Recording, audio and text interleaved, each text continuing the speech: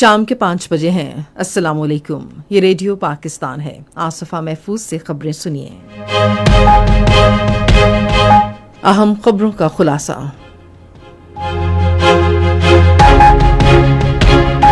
وزیر اعظم اور قطر کے امیر نے آج دوحہ میں ملاقات میں علاقائی اور بین الاقوامی بالخصوص مشرق وسطی کی صورتحال پر تبادلہ خیال کیا۔ دفتر خارجہ نے کہا ہے کہ پاکستان امریکہ اور ایران کے درمیان بات چیت اور روابط کے ذرائع کھلے رکھ کر سہولت کار کا کردار ادا کرتا رہے گا۔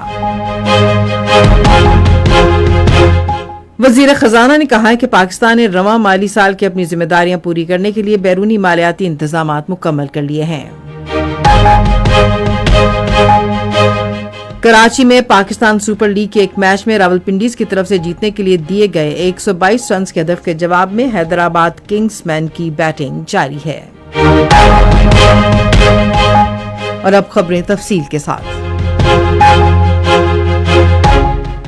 قطر نے خطے میں کشیدگی کم کرنے اور علاقائی سلامتی اور استحکام کے لیے سفارتی مذاکرات کو فروغ دینے کی کوششوں کی حمایت میں پاکستان کے مرکزی کردار کی تعریف کی ہے۔ ان خیالات کا اظہار قطر کے امیر شیخ تمیم بن حمد الثانی نے آج دوحہ میں وزیر اعظم شہباز شریف سے ملاقات کے دوران کیا۔ دونوں رہنماؤں نے تازہ ترین علاقائی اور بین الاقوامی بالخصوص مشرق وسطی کی صورتحال پر تبادلہ خیال کیا۔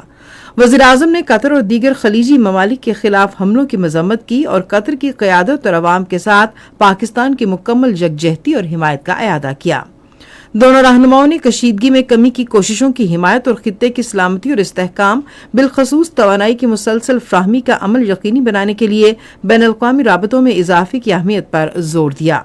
انہوں نے دونوں ممالک کے درمیان بالخصوص سیکیورٹی، دفاع اور توانائی کے شعبوں میں دو طرفہ تعلقات کو مزید فروغ دینے کے طریقوں کا بھی جائزہ لیا، جس سے شراکت داری کو تقویت ملے اور دو طرفہ تعاون کی نئی راہیں کھلیں۔ اس سے پہلے وزیراعظم شہباز شریف کی قطر کے سرکاری دورے پر آمد پر ان کا گرمجوشی سے استقبال کیا گیا۔ وزیراعظم کا طیارہ قطر کی فضائی حدود میں داخل ہوتے ہی قطری فضائیہ کے جنگی طیاروں نے اعزاز اور سیکیورٹی کی علامت کے طور پر اسے اپنے حصار میں لے لیا اور ایئرپورٹ تک پہنچایا۔ وزیراعظم نے اپنے پرتپاک استقبال پر قطری قیادت اور فضائیہ کا شکریہ ادا کیا۔ وزیر خارجہ نے کہا ہے کہ پاکستان امریکہ اور ایران کے درمیان روابط اور بات چیت کے ذرائع کھلے رکھ کر اپنا سہولت کار کا کردار ادا کرتا رہے گا۔ دفتر خارجہ کے ترجمان طاہر اندرابی نے آج اسلام آباد میں اپنی ہفتہ وار نیوز بریفنگ میں کہا کہ پاکستان امن، خوشحالی اور استحکام کی حمایت اور اس کے لیے کام جاری رکھے گا۔ انہوں نے کہا کہ تعمیری سفارتکاری اور کشیدگی میں کمی، جنگ بندی کی کوششوں اور امریکہ اور ایران کے درمیان استحکام کی وسیع تر کوششوں پر پاکستان کی دنیا بھر میں پذیرائی ہوئی ہے۔ ترجمان ایک سوال کے جواب میں بھارت کے غیر قانونی زیر قبضہ جموں کشمیر میں بھارت کے نام نہاد حد بندی کے عمل کو واضح طور پر مسترد کر دیا، جس میں آزاد جموں کشمیر سے متعلق شق شامل ہے۔ انہوں نے کہا کہ یہ سارا عمل غیر قانونی اور سیاسی مقصد کے لیے ہے اور اس کی کوئی قانونی حیثیت نہیں ہے۔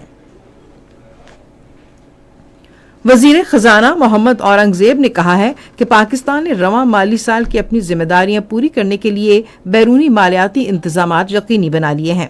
انہوں نے واشنگٹن ڈی سی میں فچ ریٹنگز کے ساتھ ایک اجلاس کے دوران بین الاقوامی منڈیوں میں مضبوط اور مؤثر موجودگی برقرار رکھنے کے لیے حکومت کی حکمت عملی پر روشنی ڈالی، جس میں پانڈا بانڈز، یورو بانڈز، بین الاقوامی صکوک اور ESG سے منسلک بانڈ سمیت مختلف مالیاتی ذرائع شامل ہیں۔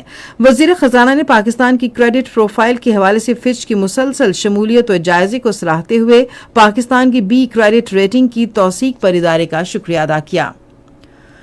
عازمین حج کو پاکستان سے سعودی عرب پہنچانے کے لیے حج پروازیں ہفتے سے شروع ہوں گی۔ وزارت مذہبی امور کے مطابق پاکستانی عازمین کی آمد کے انتظامات کے جائزے کے لیے خدام الحجاج کی ایک ٹیم پہلے ہی مدینہ منورہ پہنچ چکی ہے۔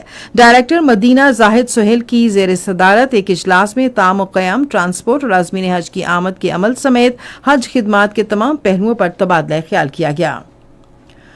پاکستان اور ترکیہ کی مشترکہ کمانڈو اور اسپیشل فورسز کی مشق جنا 13 ترکیہ میں کامیابی سے ہوئی، جس میں انسداد دہشت گردی کی کارروائیوں پر توجہ دی گئی۔ پاک فوج کی جنگی ٹیموں نے ترک فورسز کے ساتھ انقرہ اور سپارنا میں تربیتی سرگرمیوں میں حصہ لیا۔ کراچی میں پاکستان سپر لیگ کے ایک میچ میں راولپنڈیز کی طرف سے جیتنے کے لیے دیے گئے 122 رنز کے ہدف کے جواب میں حیدرآباد کنگز مین نے اب سے تھوڑی دیر پہلے تک 7.1 ओवर्स में 48 रन बनाए थे और इसके 3 खिलाड़ी आउट हुए थे। रावलपिंडीज ने पहले बैटिंग करते हुए मुकर्ररा 20 ओवर्स में 9 विकेटों के नुकसान पर 121 रन बनाए। आज का दूसरा मैच कराची किंग्स और इस्लामाबाद यूनाइटेड के दरमियान इसी मकाम पर शाम 7 बजे खेला जाएगा।